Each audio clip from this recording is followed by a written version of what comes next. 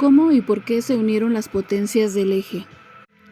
Hola, bienvenidas y bienvenidos a este espacio donde intentamos entender la historia sin que suene pesada ni imposible de seguir. Hoy vamos a hablar de algo clave para entender la Segunda Guerra Mundial. ¿Cómo fue que Alemania, Italia y Japón terminaron formando el eje y por qué empezaron a expandirse? Para esto nos acompaña una alumna de la Facultad de Ciencias Políticas y Sociales. Bienvenida. Hola, mucho gusto, soy Mariela y claro que sí, este tema suena enorme, pero si lo vemos por partes se entiende mucho mejor. Los tres países venían arrastrando crisis, inconformidades y proyectos nacionalistas que los llevaron a buscar más poder y más territorio. A ver, empecemos por Alemania, que suele ser el caso más conocido. ¿Qué estaba pasando ahí? Bien, Alemania salió muy golpeada de la Primera Guerra Mundial. No solo perdió territorios y tuvo que aceptar condiciones durísimas, también quedó con una sensación de humillación emocional. Luego llegaron problemas económicos muy serios como la inflación, desempleo y el golpe de la Gran Depresión. Entonces mucha gente empezó a apoyar discursos que prometían orden, recuperación y grandeza. O sea, mucha frustración acumulada. Exacto, y ahí es donde Hitler y el nazismo ganan fuerza, pues presentaban la idea de que Alemania podía levantarse otra vez, pero eso venía acompañado de militarización y expansión.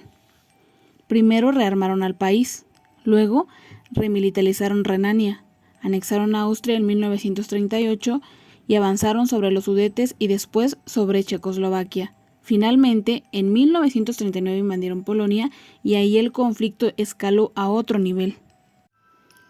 ¿Y en Italia qué estaba ocurriendo?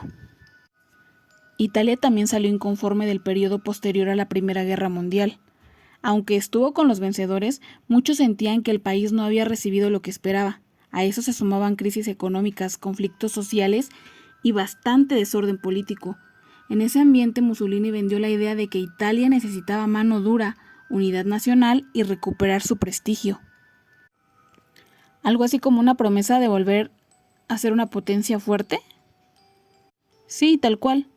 El fascismo italiano consistía mucho en eso, disciplina, autoridad y expansión.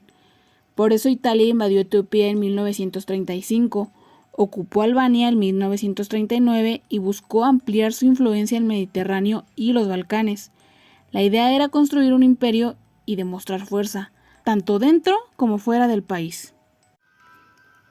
Y ahora Japón, que luego queda un poco aparte cuando se habla del eje. ¿Qué lo empujó en esa dirección?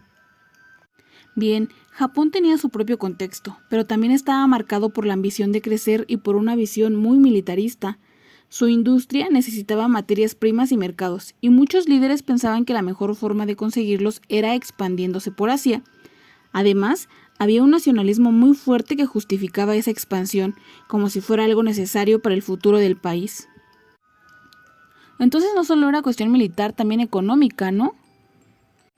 Sí, totalmente. Japón ocupó Manchuria en 1931.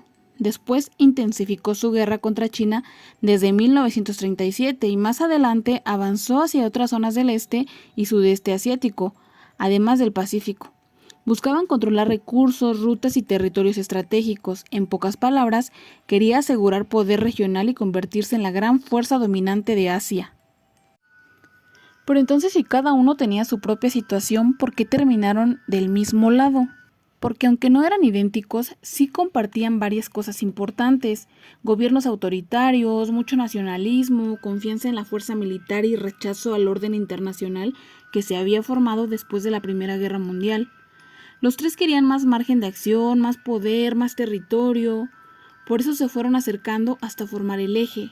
No era que pensaran exactamente igual en todo, pero sí coincidían en que podían cambiar el mapa político a su favor. Bien, entonces para cerrar, ¿con qué idea nos quedamos? Con que Alemania, Italia y Japón no se expandieron por casualidad.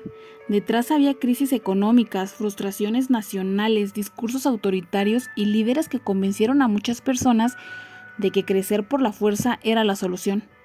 El problema es que esa idea terminó empujando al mundo hacia una guerra devastadora.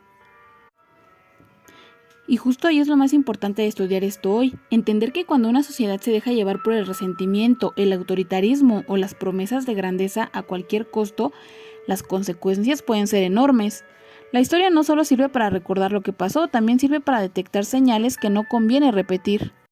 Exacto, y si lo entendemos así, deja de ser un tema lejano y se vuelve una conversación muy actual. Eso fue todo por hoy, gracias por acompañarnos y nos escuchamos hasta la próxima.